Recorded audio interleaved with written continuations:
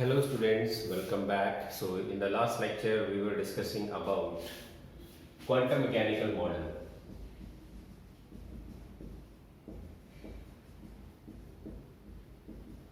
Quantum mechanical model, it comes from the branch called quantum mechanics. तो जब ये देखा गया कि क्लासिकल मैकेनिक्स जो न्यूटन्स लॉज ऑफ मोशन को फॉलो करती है, इसको हम माइक्रोस्कोपिक पार्टिकल्स पे नहीं अप्लाई कर सकते, तो एक नई ब्रांच बनाई गई, this was called quantum mechanics. और क्वांटम मैकेनिक्स जो है ये बेस्ड है इस इक्वेशन पे, this is called Schrodinger wave equation. तो स्क्रूडिंजर वेव इक्वेशन बच्चों हमने लास्ट लेक्चर में देखी थी, del square psi upon del x square plus del square psi upon del y square plus del square psi upon del z square plus 8 pi square m upon h square e minus u psi is equal to 0. This equation is called Schrodinger wave equation. इसी equation को लिखने का एक और तरीका भी है, h cap psi is equal to e psi, where h cap इसको बोला जाता है हैमिल्टोनियन ऑपरेटर, और इस ऑपरेटर की वैल्यू जो होती है वो होती है minus h square upon 8 pi square m into del square plus U. This is the value of h cap. एक बार ये पूछा जा चुका है कॉम्पिटिटिव एग्जाम में, एच कैप की वैल्यू किसके बराबर होगी, तो हमें ये आंसर जो है वो टिक करना था। This is called Hamiltonian operator. इसको लिखने का एक और तरीका भी है बच्चों, एच कैप को minus h bar square upon 2m into del square plus you.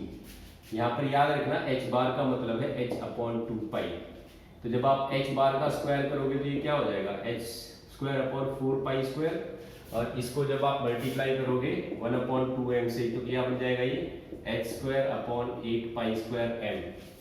तो मान लो तुम्हें पेपर के अंदर ऑप्शन में ये दिया गया हो, तो इसका मतलब यही होता है, क्योंकि एच बार का मतलब होता है एच अपॉन 2 पाई। तो इस बात को आप नोट कर लेना। तो इस तरीके से हम H cap, this is called H cap Hamiltonian operator को या तो इस तरीके से लिख सकते हैं या इस तरीके से लिख सकते हैं। डेल स्क्वायर आपको लास्ट लेक्चर में बता ही चुका हूं, ये वैल्यू होती है इसकी,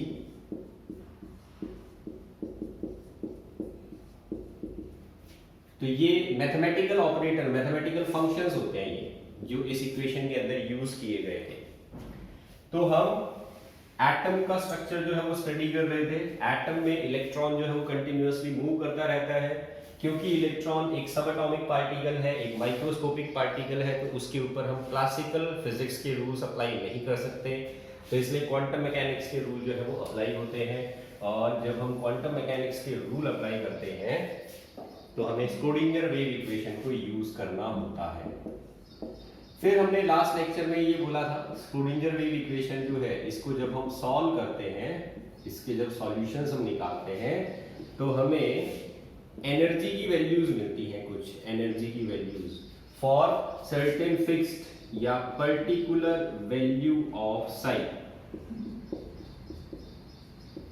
तो देखो बच्चों, नील बोर के मॉडल में हमने एक बात पढ़ी थी कि नील बोर ने ये बोला था कुछ पर्टिकुलर सर्कुलर ऑर्बिट्स ही अलाउड होते हैं, सभी सर्कुलर ऑर्बिट्स अलाउड नहीं होते।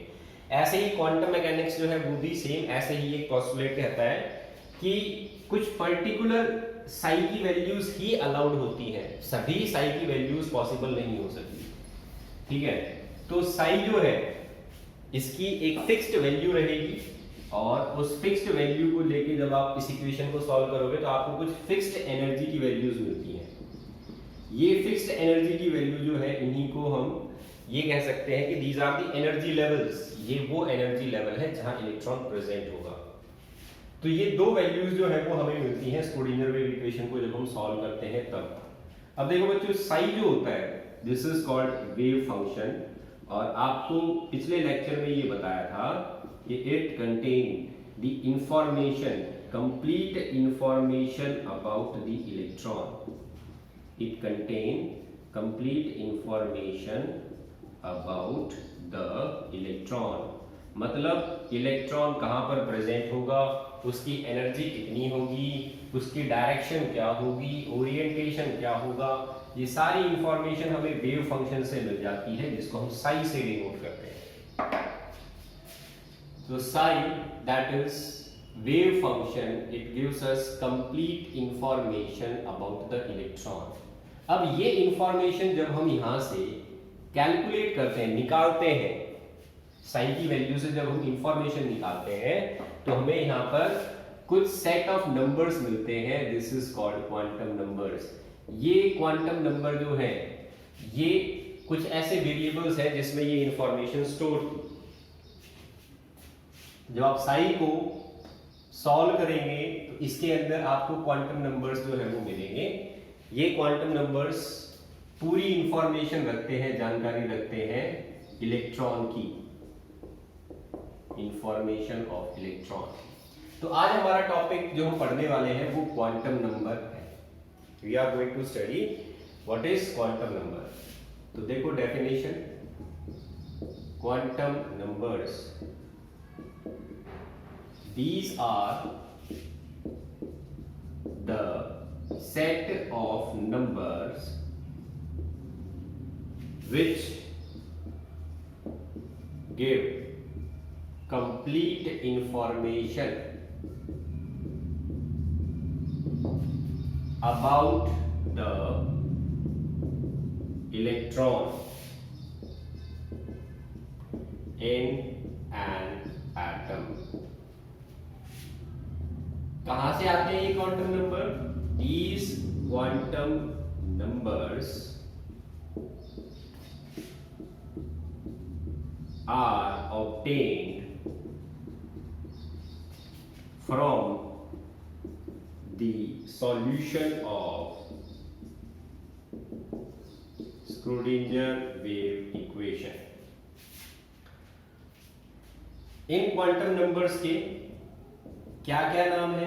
तो हमारे पास 3 क्वांटम नंबर्स जो है वो मिलते हैं। तो हम यहां पर लिखेंगे 3 क्वांटम नंबर्स आर ऑब्टेन्ड। कौन कौन से हैं? सबसे पहला क्वांटम नंबर आता है प्रिंसिपल क्वांटम नंबर, दूसरा आएगा एजीमुथल क्वांटम नंबर, और तीसरा आता है मैग्नेटिक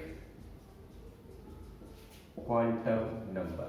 ये 3 क्वांटम नंबर हमें मिलते हैं जब हम स्क्रोडिंजर वेव इक्वेशन को सॉल्व करते हैं तब। देखो बच्चों, सॉल्यूशन सिर्फ 3 क्वांटम नंबर देता है स्क्रोडिंजर वेव इक्वेशन का, लेकिन एक्चुअल में total number of quantum numbers जो होते हैं वो होते हैं 4।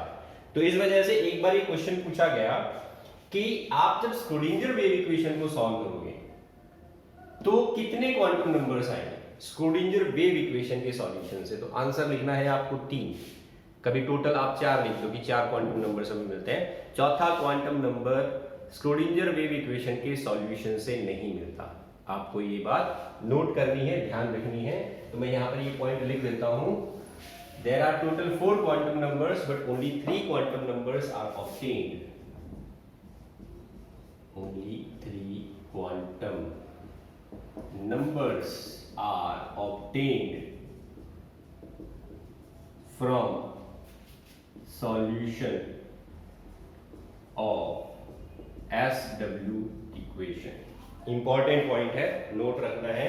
और कौन कौन से हैं, अगर ऑप्शन में दे देता है कि भाई ये कौन सा क्वांटम नंबर जो है वो आपको स्क्रोडिंजर वेव इक्वेशन से मिलता है, तो ये 3 क्वांटम नंबर आप ध्यान रखना। तो ये हो गए आपका एक इंपॉर्टेंट क्वेश्चन जो कॉम्पिटिटिव एग्जाम में पूछा जाता है और पूछा जा चुका है। अब देखो बच्चों, हम प्रिंसिपल क्वांटम नंबर जो है इसको थोड़ा सा यहाँ पर डिटेल में पढ़ेंगे। प्रिंसिपल क्वांटम नंबर को डिनोट किया जाता है स्मॉल n से। This is the variable that is used. अब ये प्रिंसिपल क्वांटम नंबर जो है वो हमें इंफॉर्मेशन देगा इलेक्ट्रॉन के बारे में। तो जैसा कि हमने पढ़ा था, क्वांटम नंबर्स हमें इंफॉर्मेशन देते हैं इलेक्ट्रॉन के बारे में। तो ये क्या इंफॉर्मेशन देगा इलेक्ट्रॉन के बारे में? It informs about distance of electron from the nucleus. ये क्वांटम नंबर हमें ये बताता है इलेक्ट्रॉन न्यूक्लियस से कितनी दूरी पर प्रेजेंट है, और जितना ज्यादा इलेक्ट्रॉन न्यूक्लियस से दूर होता है उतना ही फोर्स ऑफ अट्रैक्शन वो कम एक्सपीरियंस करता है और उतनी ही उसकी एनर्जी ज्यादा होती है। तो हम इनडायरेक्टली सेकंड पॉइंट ये लिख सकते हैं, it informs us about the energy of electron. और अगर तुम्हें याद है बोर्स मॉडल के अंदर हमें एक इक्वेशन दी गई थी एनर्जी कैलकुलेट करने की, -13.6 Z² upon n² electron volt पर एटम। ये इक्वेशन थी जो हमने बोर्स मॉडल में पढ़ी थी। इसमें n जो आया था वहां पर, इस n को हम प्रिंसिपल क्वांटम नंबर बोल रहे हैं क्वांटम मैकेनिकल मॉडल में। तो अगर मान लो मैं हाइड्रोजन एटम के लिए, हाइड्रोजन एटम जिसके Z की वैल्यू 1 होती है, आपसे पूछता हूं कि अगर इलेक्ट्रॉन पहले प्रिंसिपल शेल में है, फर्स्ट प्रिंसिपल शेल में है, तो उसकी एनर्जी कितनी आएगी? तो आप 1 का स्क्वायर पुट करते थे। सेकंड प्रिंसिपल शेल की अगर बात करें तो एनर्जी कितनी आएगी? तो 2 का स्क्वायर पुट करते थे। तो यहां पर जो n की वैल्यू थी वो क्वांटम मैकेनिकल मॉडल में प्रिंसिपल क्वांटम नंबर बोली जा रही है। तो ये इसका रिजेंबलेंस है बोर मॉडल से। बोर मॉडल में भी ये क्वांटम नंबर जो है वो आया था, जहां पर हमने इसको n से रिप्रेजेंट किया था। तो ये हो गया। अब देखो बच्चों, n की क्या क्या वैल्यूज हो सकती हैं? द वैल्यूज ऑफ n ये हो सकती हैं 1 2 3 4 अप टू इनफाइनाइट लेवल्स जो है वो पॉसिबल हो सकते हैं किसी भी एटम के अंदर। तो ये n की पॉसिबल वैल्यूज आ गई। अब हमने इन n की पॉसिबल वैल्यूज को बोला दीज आर कॉल्ड शेल्स। इनको हमने नाम दे दिया कि ये जो n है ये शेल बताएगा हमें। शेल जो है वो प्रिंसिपल शेल भी कह सकते हैं हम इसको। This is also called principal shell. तो जैसा कि आपने पढ़ा था 9th और 10th क्लास में कि n की वैल्यू जब 1 होती है तो इसको k प्रिंसिपल शेल बोला जाता है। आप ये पढ़ते थे 9th या 10th क्लास में प्रिंसिपल शेल के नाम। n की वैल्यू जब 2 होती है तो इसको l प्रिंसिपल शेल बोला जाता है। 3 होती है तो इसको m प्रिंसिपल शेल बोलते हैं। 4 होती है तो इसको n प्रिंसिपल शेल बोलते हैं। o p so on. तो ये आगे चलता रहता है। तो प्रिंसिपल शेल को हमने डिनोट कर दिया इन अल्फाबेट्स का यूज करके।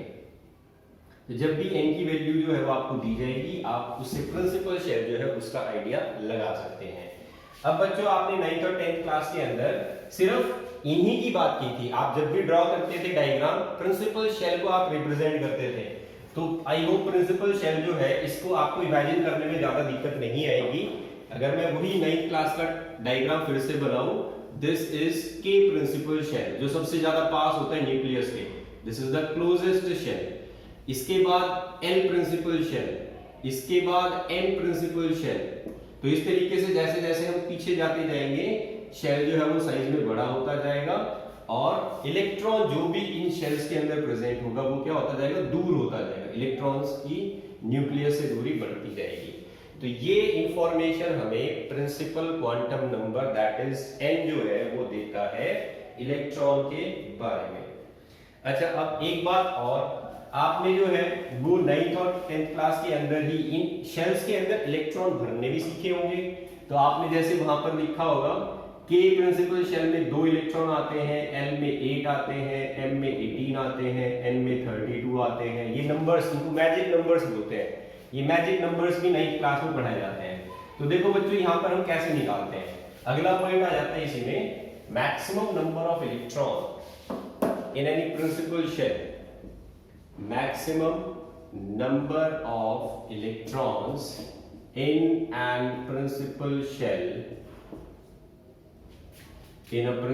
shell is given by formula 2n square। ये फॉर्मूला है, एक बार ये फॉर्मूला भी पूछा गया नीट के एग्जाम में। What is the maximum number of electrons that can be accommodated in principal shell? तो आपको 4 ऑप्शंस दे दिए, 2n, 2n square, n square, and n by 2, तो आपको सही ऑप्शन जो है वो 2n² इतने इलेक्ट्रॉन्स भरे जा सकते हैं किसी प्रिंसिपल शेल के अंदर।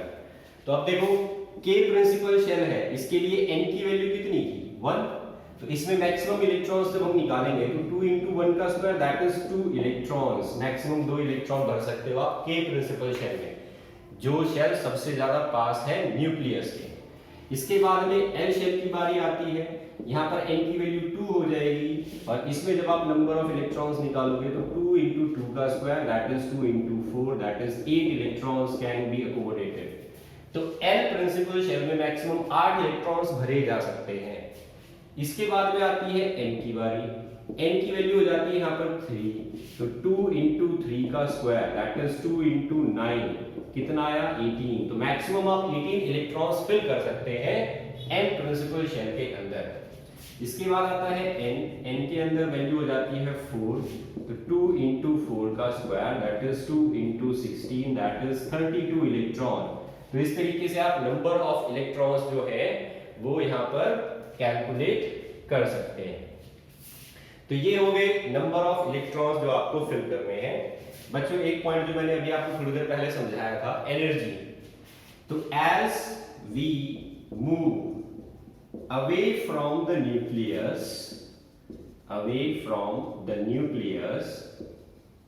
the force of attraction decrease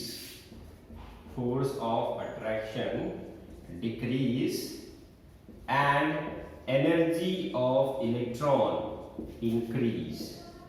तो एनर्जी बढ़ती जाएगी इलेक्ट्रॉन की जैसे जैसे आप न्यूक्लियस से दूर जाते जाओगे। इसका मतलब क्या हुआ, इसका ये मतलब हुआ कि order of energy, hence order of energy of principal shell, क्या ऑर्डर आएगा, सबसे कम एनर्जी रहेगी k की, इससे ज्यादा l की, इससे ज्यादा n की, इससे ज्यादा n की एंड सो ऑन। तो जैसे जैसे आप न्यूक्लियस से दूर जाएंगे एनर्जी कंटिन्यूअसली इंक्रीज होती रहेगी। और अगर इसको प्रूव करना पड़ जाए तो जैसे कि हम मान लेते हैं वही पुराना फॉर्मूला जो बोर ने दिया था, z² n²। तो यहाँ पर एग्जांपल लेते हैं भाई, फॉर हाइड्रोजन एटम के लिए निकाल रहे हैं, तो हाइड्रोजन एटम में z क्या हो जाता है 1, तो ये फॉर्मूला हो जाएगा -13.6 n² इलेक्ट्रॉन वोल्ट पर एटम। अब देखो अगर n की वैल्यू 1 है तो एनर्जी क्या आ जाएगी k प्रिंसिपल शेल की -13.6 इलेक्ट्रॉन वोल्ट पर एटम। ऐसे ही अगर हम n की वैल्यू 2 ले लें, मतलब L शेल जो है उसमें जो इलेक्ट्रॉन रहेगा उसकी एनर्जी क्या आएगी, तो ये क्या हो जाएगा -13.6 डिवाइडेड बाय 2 का स्क्वायर, तो इसको हम लिख सकते हैं 4 और ये हो जाएगा -3.4 इलेक्ट्रॉन वोल्ट पर एटम। ये वैल्यू ज्यादा नेगेटिव थी, ये वैल्यू कम नेगेटिव है, इसका मतलब एनर्जी इंक्रीज हो रही है।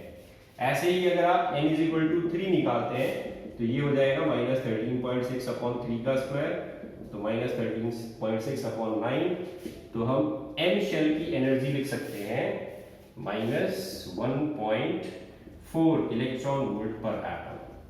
तो जैसे जैसे हम न्यूक्लियस से दूर जा रहे हैं एनर्जी जो है वो कम नेगेटिव होती जा रही है, इसका मतलब इंक्रीज होती जा रही है।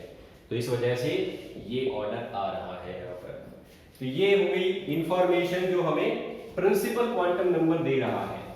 तो हमने 2 पॉइंट लिखे थे बच्चों, एक तो हमें दूरी बताता है, प्रिंसिपल क्वांटम नंबर जितना ज्यादा बड़ा होगा उतना ही इलेक्ट्रॉन न्यूक्लियस से ज्यादा दूर होगा, और दूसरी बात एनर्जी बताता है, प्रिंसिपल क्वांटम नंबर जैसे जैसे बढ़ता जाएगा एनर्जी इलेक्ट्रॉन की कंटिन्यूअसली इंक्रीज होती जाएगी क्योंकि फोर्स ऑफ अट्रैक्शन कम होता रहता है।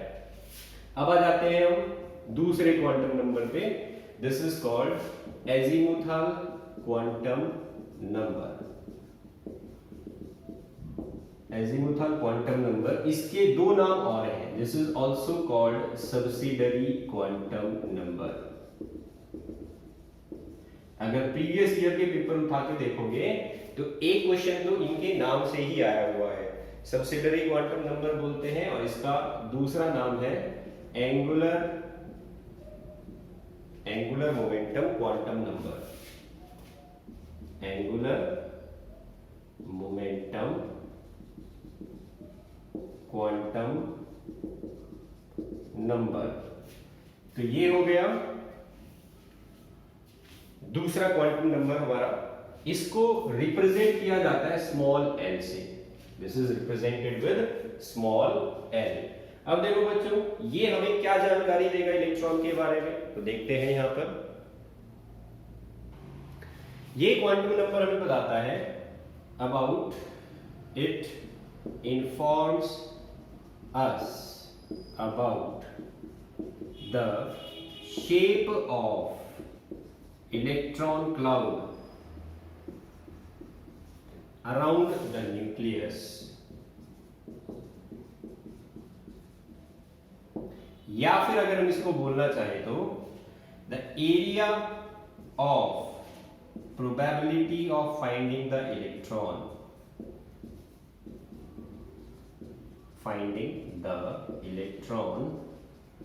around the nucleus। ये हमें ये बताता है कि आप इलेक्ट्रॉन जिसको आप स्टडी कर रहे हो वो इलेक्ट्रॉन न्यूक्लियस के चारों तरफ किस एरिया में या किस रीजन में कैसी शेप बना रहा है, किस शेप में वो प्रेजेंट है। जैसे मैं आपको एक एग्जांपल देता हूं, हाइड्रोजन एटम का इलेक्ट्रॉन जब फाइंड आउट किया गया तो इसका इलेक्ट्रॉन जो है वो ऐसी शेप बना रहा था न्यूक्लियस के चारों तरफ। तो ये जो डॉट लगी है, ये डॉट उस इलेक्ट्रॉन की पोजीशन है जो अलग अलग टाइम पर जो यहां पर दिखाई दिया गया है। इसके बाहर जो है वो ये डॉट्स कम डेंस हो जाती है। तो इसका एक ही मतलब हुआ कि ये वो रीजन हो गया, this is the region where probability of finding the electron is maximum. Probability of finding the electron is maximum. तो ये वो रीजन हो गया। अब ये रीजन देखो कैसा है, ये रीजन है स्फेरिकल शेप में, तो ये स्फेरिकल रीजन हो गया। तो इलेक्ट्रॉन न्यूक्लियस से इतने डिस्टेंस तक जो है वो प्रेजेंट रहेगा, और इतने डिस्टेंस तक प्रेजेंट रहेगा। वो शेप कैसे बनाएगा, तो वो शेप बना रहा है यहां पर एक स्फेरिकल शेप बना रहा है, ये इलेक्ट्रॉन क्लाउड कहलाता है। तो ये इंफॉर्मेशन हमें ये एंगुलर मोमेंटम देता है कि आप जिस इलेक्ट्रॉन को स्टडी कर रहे हो, आपको ये तो पता चल गया कि वो इलेक्ट्रॉन इतने दूरी पर है, इतने डिस्टेंस पर है, लेकिन वो इतने डिस्टेंस पर कैसा इलेक्ट्रॉन क्लाउड बना रहा है, उसका जो एरिया है, जो रीजन है जहां मिलने की संभावना सबसे ज्यादा है, वो रीजन कैसा दिखाई देता है, ये हमें इंफॉर्मेशन यहां से मिलती है। तो आई होप आपको अब ये इमेजिन करने में ज्यादा दिक्कत नहीं आएगी। इलेक्ट्रॉन डिस्टेंस कितना था न्यूक्लियस से ये पता चल गया, और अब हमें ये पता चल रहा है कि ये इलेक्ट्रॉन कैसा रीजन बना रहा है न्यूक्लियस के चारों तरफ। इसकी वैल्यूज की जब बात आती है, वैल्यूज ऑफ एल, तो ये वैल्यूज होती है 0 से लेके n-1 तक। यहां से इसकी वैल्यूज जो है वो आप निकाल सकते हो इस फॉर्मूले का यूज करके। तो देखो अभी हमने जो है वो n की वैल्यूज देखी थी, तो आपको for given values of n आपको हमेशा n की वैल्यू दी जाएगी और फिर l की वैल्यू पूछी जाएगी। जैसे कि एग्जांपल लेते हैं, n की वैल्यू शुरू होती है 1 से, तो n की वैल्यू अगर 1 है तो l की क्या क्या वैल्यूज आएंगी, तो आप फॉर्मूला यूज करेंगे 0 से लेके n-1। एक पॉइंट नोट करना है यहां पर कि values of l are always whole number. एक कंप्लीट नंबर होता है, l की वैल्यू एक कंप्लीट नंबर होगी, कभी भी फ्रैक्शनल नंबर नहीं होगी। तो 0 से लेके 0 to 1-1, तो 0 to 0, तो 0 और 0 के बीच में और कोई होल नंबर आएगा नहीं आएगा, तो सिर्फ a की वैल्यू आई, इसका मतलब 0। तो l की एक ही वैल्यू पॉसिबल है अगर n की वैल्यू 1 है तो ये हमें पहला एग्जांपल देखने को मिला। एक और एग्जांपल लेते हैं, n की वैल्यू अगर 2 है, मतलब ये तो था हमारा k शेल, ये हो गया l शेल। l शेल अगर हम ले रहे हैं तो l की वैल्यूज क्या क्या आएंगी, तो यहां पर भी 0 से लेके और n-1, तो पुट करते हैं 0 से लेके 2-1, तो क्या क्या वैल्यू आई, 0 और 1। अब ये दोनों वैल्यूज हमें कंसीडर करनी पड़ेगी। तो एक वैल्यू तो हो गई 0 और दूसरी वैल्यू है 1। 0 और 1 के बीच में कोई और होल नंबर आता है, नहीं आता। तो इस वजह से यहां पर हम लिख सकते हैं कि भाई L की दो वैल्यूज आती हैं जब n जो है हमारा वो 2 रहता है तब। तो इस तरीके से आप L की वैल्यूज निकालते हो। अब अगर n की वैल्यू 3 हो तो क्या होगा, if n is equal to 3, मतलब हम m शेल की बात कर रहे हैं। तो m शेल जो है इसके अंदर n की वैल्यूज अगर हम निकालें तो 0 से लेके 3-1 तक जाएगी। तो 0 से लेके 2 और 0 और 2 के बीच में एक होल नंबर आता है 1, तो 3 वैल्यूज आ गई L की, 0, 1, 2। तो हम ये लिख सकते हैं कि there are 3 possible values of L for m shell. तो इस तरीके से आप L की वैल्यूज निकाल लेते हो। अब L की वैल्यू हमें क्या बता रही है, L की वैल्यू हमें शेप बता रही है इलेक्ट्रॉन क्लाउड की। न्यूक्लियस के चारों तरफ इलेक्ट्रॉन कैसी शेप बना रहा है। तो देखो अब ये शेप जो है वो कैसे पता चलेगी, जब L की वैल्यू 0 होती है तो ये S सबशेल कहलाता है। दिस इज कॉल्ड सबशेल, इसको सबशेल बोलेंगे हम। और कौन सा सबशेल बोलेंगे, S सबशेल। जब L की वैल्यू 1 होती है तो इसको P सबशेल बोलते हैं। इनकी शेप मैं आपको बना के दिखाऊंगा अभी। L की वैल्यू जब 2 होती है तो इसको D सबशेल बोलते हैं और L की वैल्यू जब 3 होती है तो इसको F सबशेल बोलते हैं। तो ये इन सबशेल को नाम दे रखे हैं S, P, D और F। अब मैं आपको शेप बना के दिखा देता हूं S सबशेल कैसा दिखाई देगा। तो अभी मैंने जो एक शेप बनाई थी, जो एक डायग्राम बनाया था, अगर इलेक्ट्रॉन क्लाउड न्यूक्लियस के चारों तरफ एक स्फेरिकल शेप बनाए तो उस स्फेरिकल शेप को हम S सबशेल बोलते हैं। तो ये वो रीजन है जहां इलेक्ट्रॉन मिलने की प्रोबेबिलिटी सबसे ज्यादा है और ये शेप हमें दिखाई दे रही है स्फेरिकल। तो इस वजह से इसको हम S सबशेल बोलते हैं। तो S सबशेल आपको ऐसा दिखाई देगा। अब अगर मैं बात करता हूं P सबशेल की, तो ये हमारा न्यूक्लियस है। इस न्यूक्लियस के चारों तरफ अगर कोई इलेक्ट्रॉन ऐसा क्लाउड बनाए जो हमें एक डंबल के जैसा दिखाई दे,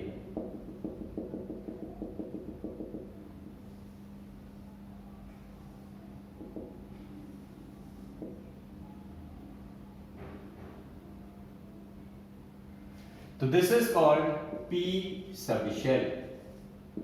P वर्ड जो है वो प्रिंसिपल से लिया गया, तो ये मैं आपको बता दूंगा। इसको बोला जाएगा डंबल शेप। तो अगर कोई electron n is equal to 1 में है तो इसका ये मतलब हुआ कि वो इलेक्ट्रॉन डंबल शेप बनाएगा न्यूक्लियस के चारों तरफ। ऐसे ही अगर L की वैल्यू 2 आ रही है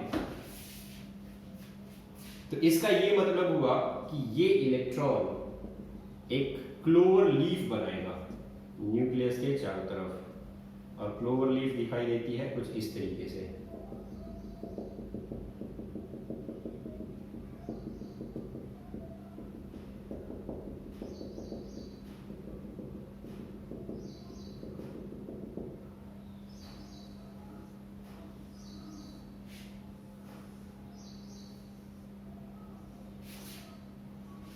तो ये वो रीजन है जो इलेक्ट्रॉन बनाता है न्यूक्लियस के चारों तरफ जब वो मूव करता है तब।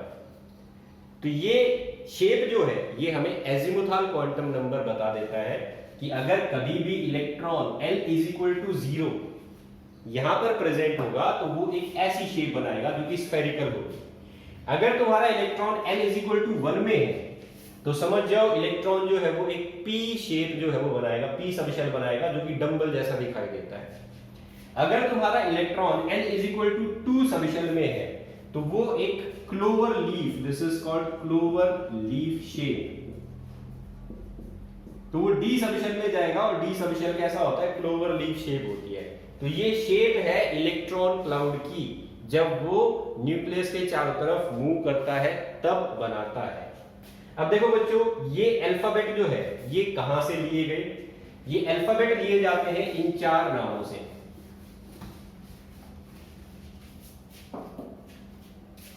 एस जो है ये लिया गया शार्प या फिर कह लो स्फेरिकल से।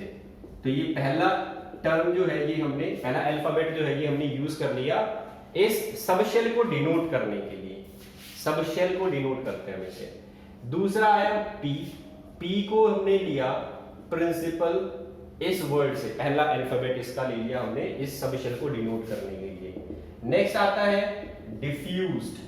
डिफ्यूज्ड से हमने डी सबशेल जो है इसका पहला अल्फाबेट ले लिया। और एफ आता है फंडामेंटल से। तो ये एफ अल्फाबेट हमने यूज कर लिया सबशेल के लिए। एक बार एक क्वेश्चन आया था, the D subshell is named after, कि डी सबशेल जो है इसमें जो आपने डी अल्फाबेट लिया ये किसके नाम से लिया है? तो डी हमने उठाया डिफ्यूज्ड से, इस वर्ड से। तो ये जो क्लाउड्स बनते हैं इन क्लाउड्स की शेप के बेसिस पे ये नाम जो थे ये यूज किए गए थे। तो एस, पी और डी सबशेल जो है उसकी आप शेप नोट कर लेना। ये शेप ऐसी दिखाई देगी और इनके ये अल्फाबेट इन वर्ड से उठाए जाते हैं। तो ये हो गए हमारे एजीमुथल क्वांटम नंबर की बात। अब जैसे हमने प्रिंसिपल शेल का एनर्जी ऑर्डर लिखा था ऐसे ही इन सब शेल का भी एनर्जी ऑर्डर होता है। क्या एनर्जी ऑर्डर होगा? Energy order of subshell. S spherical होता है, सिमेट्रिकल होता है, इस वजह से सबसे ज्यादा क्लोज न्यूक्लियस के यही रहता है। तो सबसे कम एनर्जी इसकी, इसके बाद पी, इसके बाद डी और इसके बाद एफ। ये शेप में पीछे की तरफ जा रहे हैं तो शेप में बड़े होते जा रहे हैं। ये जो इलेक्ट्रॉन क्लाउड है ये शेप में इसी ऑर्डर में बढ़ते रहते हैं। और जैसे जैसे शेप बढ़ती जाएगी वैसे वैसे इलेक्ट्रॉन जो है वो न्यूक्लियस से ज्यादा दूरी पर जाएगा और ऐसे केसेस में फिर एनर्जी जो है वो बढ़ जाती है। तो इस वजह से जो एनर्जी का ऑर्डर है वो ये रहेगा और यही इनकी साइज का ऑर्डर भी रहेगा। Energy order as well as order of their size. तो ये ऑर्डर जो है वो आप ध्यान रख लेना। ये हो गया हमारा एजीमुथल क्वांटम नंबर। अब इसके बाद में आते हैं हम नेक्स्ट पे,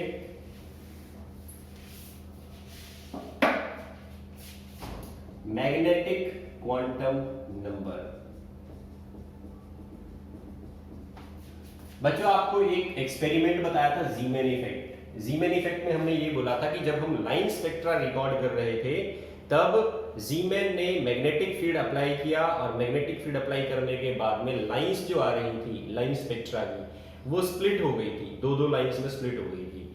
तो इसको बोर का मॉडल जो है वो एक्सप्लेन नहीं कर पाया था। तो ये जो मैग्नेटिक क्वांटम नंबर है ये मैग्नेटिक क्वांटम नंबर जीमेन इफेक्ट को एक्सप्लेन करता है। ठीक है, तो कैसे करेगा यहां पर? तो देखो इसके अंदर this quantum number it informs us about the orientations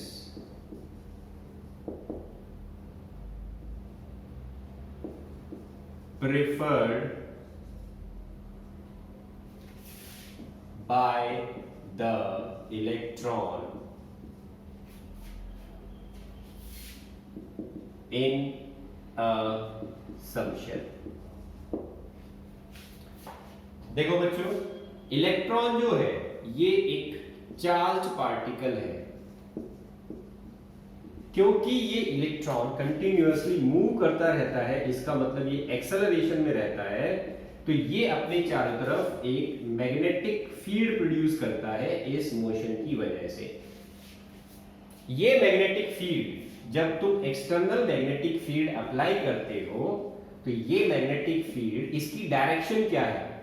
ये इस डायरेक्शन में है या फिर ये इस डायरेक्शन में है या फिर ये इस डायरेक्शन में है या फिर ये इस डायरेक्शन में है। इस बात पे डिपेंड करेगा कि ये इलेक्ट्रॉन जब एक्सटर्नल मैग्नेटिक फील्ड में रखा जाएगा तो ये किस डायरेक्शन में था। अगर ये इस डायरेक्शन में है तो ये सबसे ज्यादा अट्रैक्शन फील करेगा मैग्नेटिक फील्ड में, और ऐसे केस में इसको सबसे कम रिपल्शन फील होगा, इस वजह से इसकी एनर्जी कम रहेगी।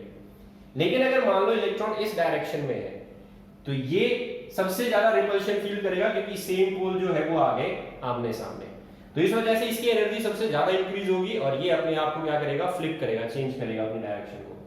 अगर इलेक्ट्रॉन ऐसा एक ओरिएंटेशन अटेन कर रहा है मूव करते टाइम, ऐसा पोल बना रहा है, तो ये पोल जो है वो इसके मुकाबले ज्यादा रिपल्शन फील करेगा लेकिन इसके मुकाबले कम करेगा। और मान लो इलेक्ट्रॉन जो है वो ऐसी ओरिएंटेशन बना रहा है मूव करते टाइम मैग्नेटिक फील्ड की, तो इसका ओरिएंटेशन जो है वो इससे ज्यादा रिपल्शन फील करेगा। तो इलेक्ट्रॉन क्योंकि एटम में फिक्स नहीं है, कंटिन्यूअसली मूव करते रहते हैं, तो उस मूवमेंट की वजह से एक मैग्नेटिक फील्ड जनरेट होता है। मैग्नेटिक फील्ड जो जनरेट हुआ वो एक्सटर्नल मैग्नेटिक फील्ड से किस तरीके से इंटरेक्ट करता है, इस पे डिपेंड करता है कि लाइन स्पेक्ट्रा में लाइन कहां आएगी। अगर इलेक्ट्रॉन ज्यादा रिपल्शन फील करता है तो एनर्जी जो है वो बढ़ जाती है, और अगर इलेक्ट्रॉन कम रिपल्शन फील करता है तो एनर्जी जो है वो घट जाती है। तो इस वजह से लाइंस जो है वो स्प्लिट हो रही थी लाइन स्पेक्ट्रा के अंदर।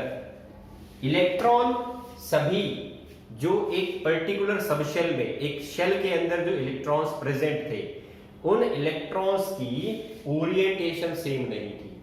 ओरिएंटेशन सेम नहीं थी तो जब मैग्नेटिक फील्ड अप्लाई करेंगे तो एनर्जी जो है वो दोनों की डिफरेंट आएगी, और एनर्जी डिफरेंट आएगी तो उनके जो ओरिएंटेशंस हैं, जो यहाँ पर सब जो ऑर्बिटल्स बनेंगे, जो यहाँ पर लेवल्स बनेंगे, जो हमने डबलेट देखे थे लाइन स्पेक्ट्रा के अंदर, वो अलग अलग बनेंगे। तो दो डिफरेंट लाइन आने का मतलब हुआ कि दो इलेक्ट्रॉन्स की एनर्जी डिफरेंट है। यही रीजन था उस लाइन स्पेक्ट्रा में अलग अलग लाइंस आने का।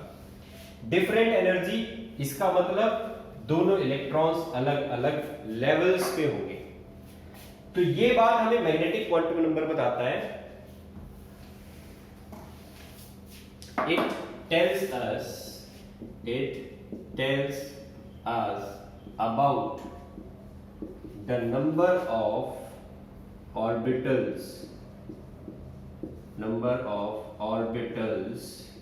in a subshell।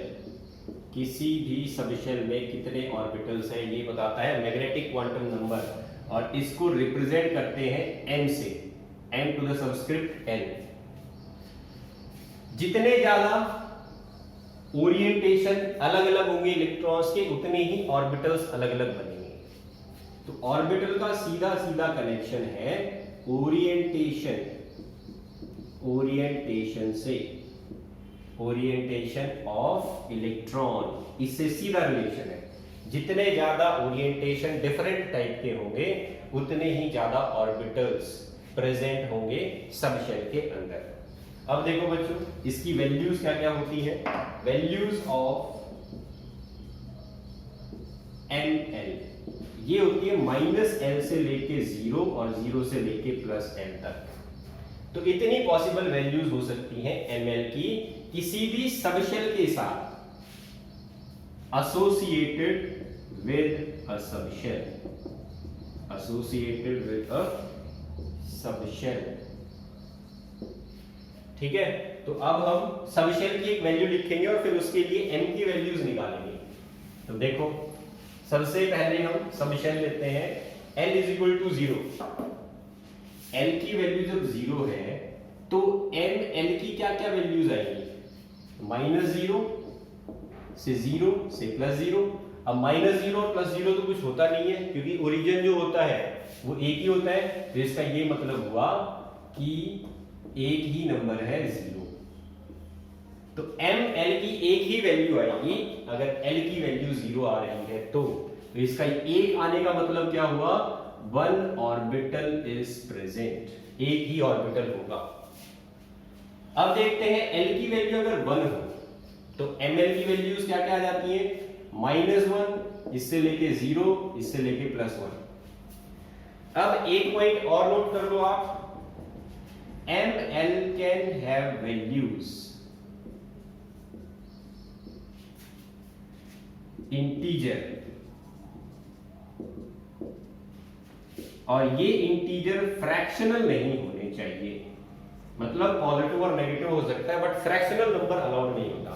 -1 और 0 के बीच में कोई फ्रैक्शनल नंबर तो बहुत सारे आएंगे, लेकिन होल नंबर जो है वो कोई भी नहीं आएगा। आप ज्योमेट्री में डायग्राम बनाते थे, 0 से नीचे -1, फिर -2, फिर -3, तो 0 और 1 के बीच में कोई भी होल नंबर नहीं आएगा दूसरा जो इंटीजर भी हो।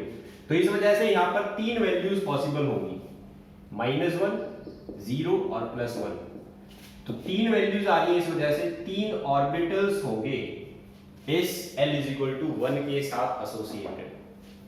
अगर l की वैल्यू 2 आ जाए तो ml कितने आएंगे, -2 से लेके 0 और 0 से लेके +2 तक। फिर से वही डायग्राम बना लो, 0, -1, -2।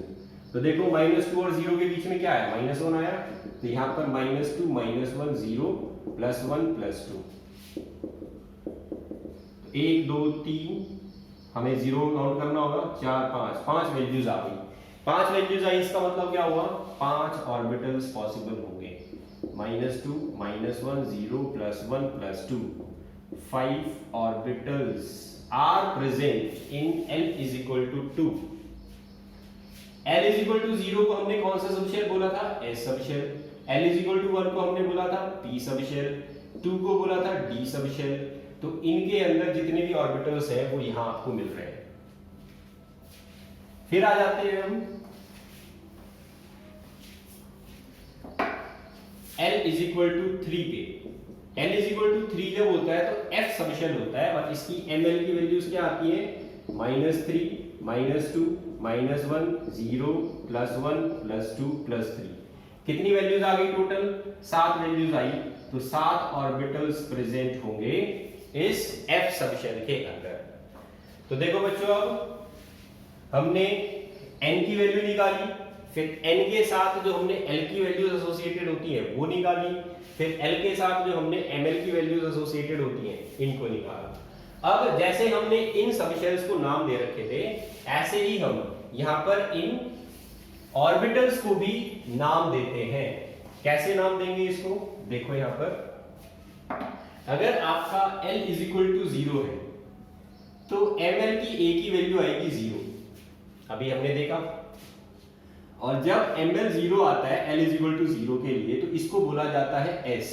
इस ऑर्बिटल का नाम भी s है, तो इसको हम s ऑर्बिटल ही बोलेंगे। यही नाम सबशेल का रहेगा और यही नाम ऑर्बिटल का रहेगा। फिर आ जाते हैं हम l = 1 पे। l की वैल्यू जब 1 है तो ml की वैल्यूज आ रही थी -1, 0 और +1, ये 3 वैल्यूज आई थी ml की। अब देखो ml की वैल्यू जब भी 0 आती है तो आपको हमेशा क्या करना है, z एक्सिस लिखना है। l = 1 का मतलब p सबशेल था, तो p सबशेल जो है वो z एक्सिस के अलाउंग जब रहेगा तो वो ml = 0। ml की वैल्यू -1 ली जाएगी p y के लिए और +1 ली जाएगी p x के लिए। तो s सबशेल जो था वो तो स्फेरिकल क्लाउड बना रहा था, ये p सबशेल जो है वो डंबल शेप बनाता है। अब देखो ये डंबल शेप जो है इसकी ओरिएंटेशन क्या क्या हो सकती है,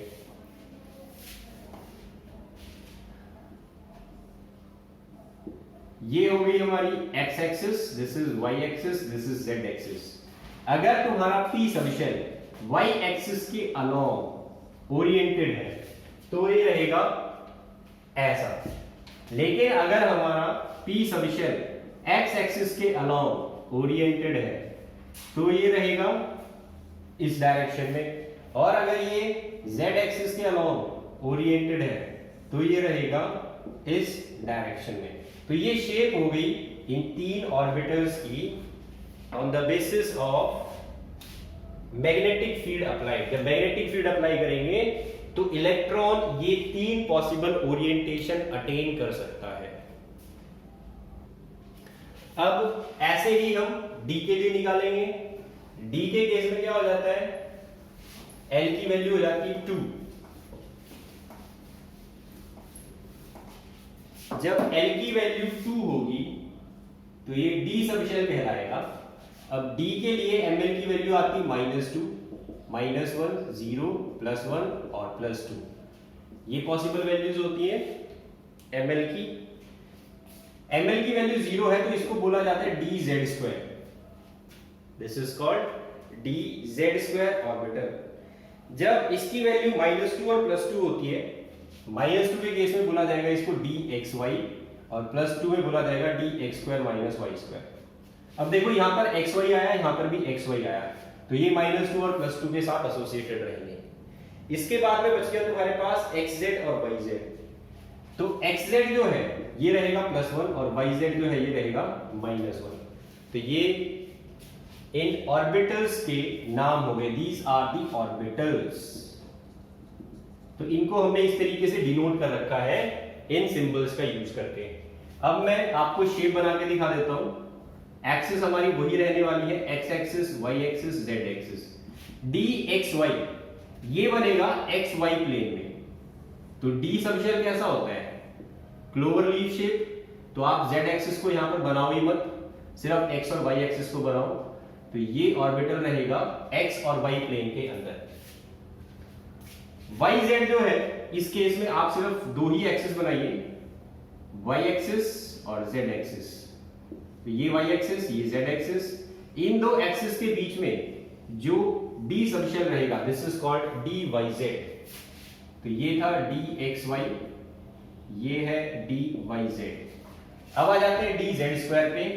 तो z² जो रहेगा ये z एक्सिस के अलॉन्ग रहेगा और इसकी शेप जो है वो कैसी रहती है? ऐसे। ये सबसे अलग होता है इन सभी ऑर्बिटल्स में से, ये एक अकेला ऑर्बिटल ऐसा है p जैसा दिखाई देता है। फिर आ जाते हैं dxz पे। तो xz के केस में आप z एक्सिस और x एक्सिस को बनाइए, y को हटा दीजिए। इस प्लेन में जो ऑर्बिटल रहेगा दिस इज कॉल्ड dxz। तो ये हो गया। और लास्ट में आ जाता है dx² y²। ये x एक्सिस, ये y एक्सिस, x और y एक्सिस के अलोंग जो रहेगा this is called dx² y²। अब देखो ये एक्सिस के अलोंग रहता है और ये भी एक्सिस के अलोंग रहता है dz²। तो हम ये लिख सकते हैं सिर्फ ये दो अलोंग दी एक्सिस रहते हैं और बाकी के ये तीनों रहते हैं इन द प्लेन। ये रहते हैं इन द प्लेन, ये एक्सिस के अलोंग नहीं रहते। तो ये बातें आपको ध्यान रखनी है इन ऑर्बिटल्स के केस में। तो मैं एक ओवरव्यू दे देता हूं आपको आज जो हमने पढ़ा ये क्वांटम नंबर के बारे में। सबसे पहले हमने पढ़ा प्रिंसिपल क्वांटम नंबर जो हमें बताता है इलेक्ट्रॉन की न्यूक्लियस से दूरी और एनर्जी। फिर हमने पढ़ा एजीमुथल क्वांटम नंबर जो हमें ये बताता है कि इलेक्ट्रॉन क्लाउड कैसा बनाता है इलेक्ट्रॉन जब न्यूक्लियस के चारों तरफ मूव करता है तब। स्फेरिकल बना सकता है, डंबल शेप बना सकता है, क्लोवर लीफ शेप बना सकता है। फिर हमने पढ़ा कि जब इलेक्ट्रॉन ये शेप बनाता है और अगर मैग्नेटिक फील्ड अप्लाई कर दिया जाए तो वो इलेक्ट्रॉन किस डायरेक्शन में स्प्लिट हो सकता है, किस डायरेक्शन में ओरिएंटेशन चेंज कर सकता है अपने। तो वो हम निकालते हैं ml की वैल्यू से। तो अलग अलग इलेक्ट्रॉन्स क्योंकि अलग अलग डायरेक्शन में मूव करते हैं इस वजह से उनका इंटरेक्शन अलग अलग होता है मैग्नेटिक फील्ड के साथ और इसी अलग इंटरेक्शन की वजह से सभी अलग अलग ओरिएंटेशन अटेन कर सकते हैं। तो इसीलिए ऑर्बिटल्स की फॉर्मेशन होती है लास्ट में। तो सबसे पहले शेल आया, फिर सब शेल आया और लास्ट में ऑर्बिटल आया। शेल हमें बताया n ने, सब शेल हमें बताया l ने और ऑर्बिटल हमें बताया m ने। तो ये एक एक करके हमें इलेक्ट्रॉन के बारे में जानकारी देते जा रहे हैं क्वांटम नंबर्स। आपको आज इन्हें रिवाइज करना